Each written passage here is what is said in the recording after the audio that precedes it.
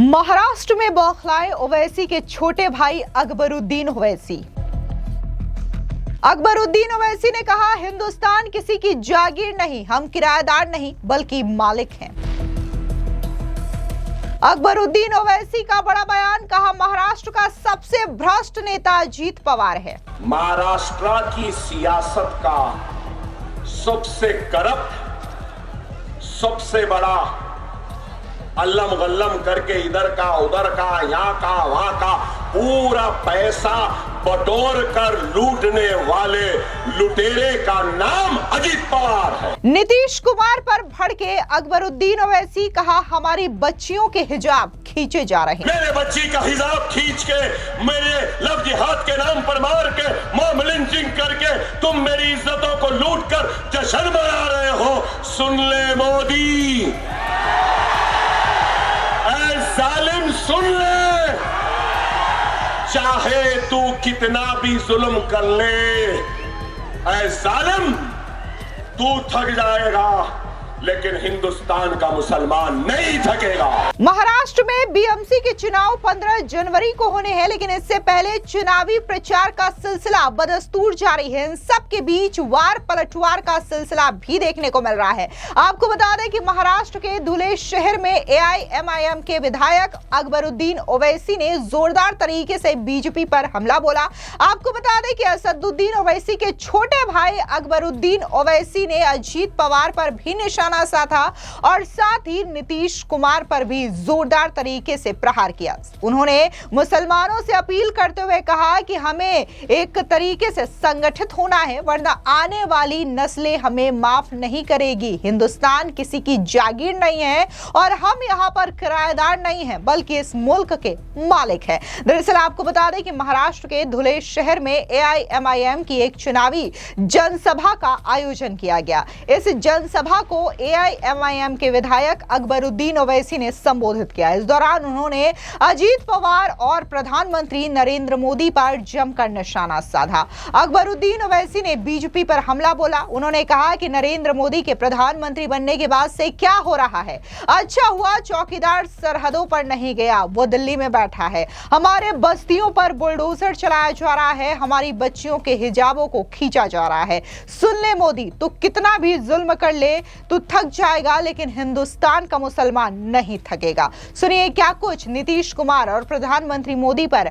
हमला बोलते हुए अकबरुद्दीन ओवैसी ने कहा। ये हमारे फौजी भाइयों का, मैं कहूंगा, कुर्बानी का नतीजा है कि आज हम इत्मीनान से, अच्छा हुआ चौकीदार सरहदों की चौकीदारी पे नहीं गया।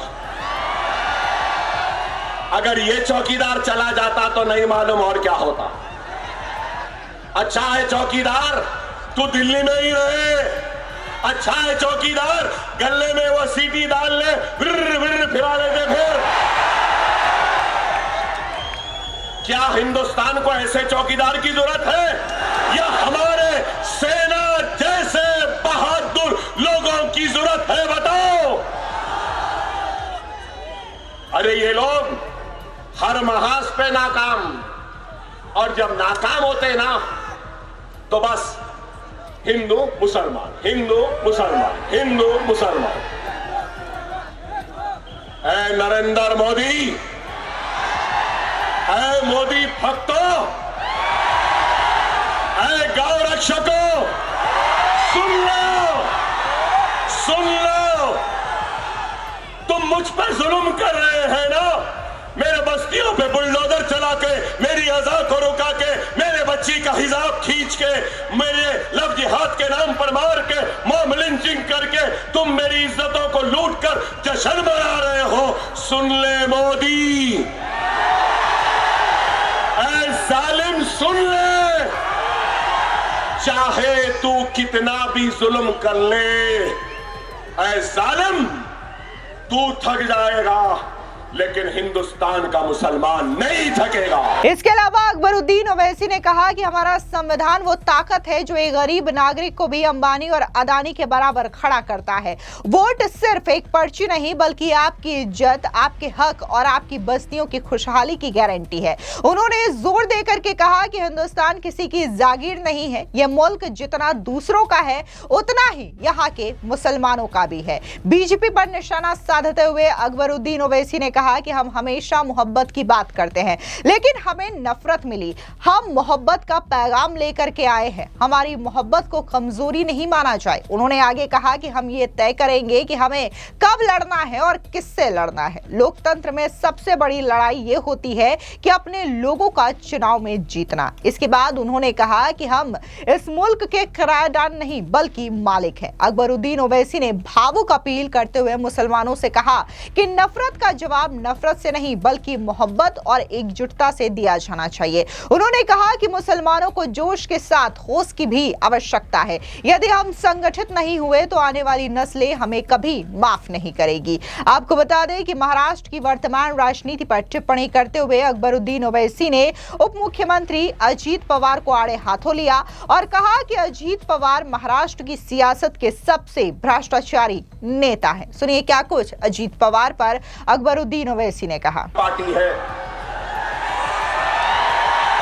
और कई लोग उनकी पार्टी में है, ठीक है, हर एक का इख्तियार है, हर एक का इख्तियार है। वो चाहे जहां भी जाता है जा सकता है, जिसके पास भी जाना चाहता है जा सकता है, जिस किसी की तलवे चाटना चाहता है चाट सकता है, जिस किसी की धोती को पकड़ना चाहता है पकड़ सकता है, जिस किसी की टोपी को लेकर अपने सर पे रखना चाहता है रख सकता है।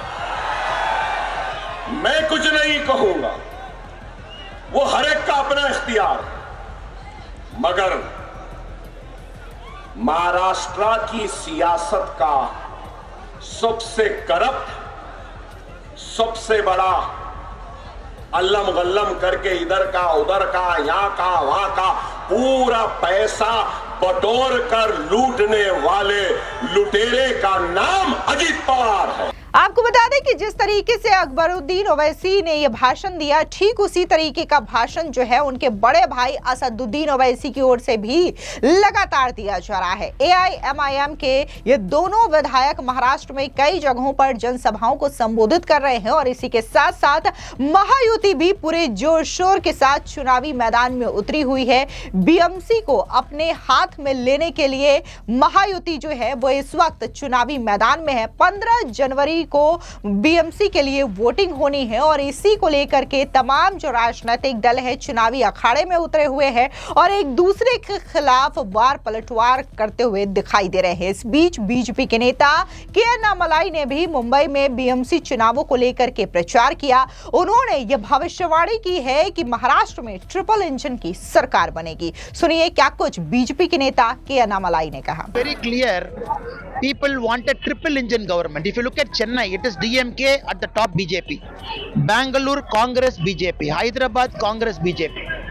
Here we are looking at the only city in our country where a triple engine sarkar is possible. Modi ji at the center, Devendra Fadnavis at the state, and the BJP mayor and BMC. Because Bombay is not a Maharashtra city, it is an international city. And this city has got a budget of 75,000 crore, not a small money. Chennai's budget is 8,000 crore. Bangalore is 19,000 crore. You need good people sitting in the administration to manage the finance, to manage development. So I'm 100% confident in the next 5 years. We have a lot of program. Next 7 years, no slum should be in Mumbai. And we want to build the coastal link project. We want to build Patalo, complete underground connection between north and south.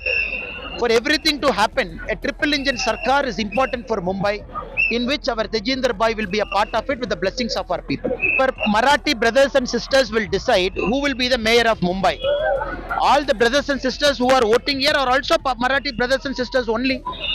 And everybody who are here, they are Marathi in spirit.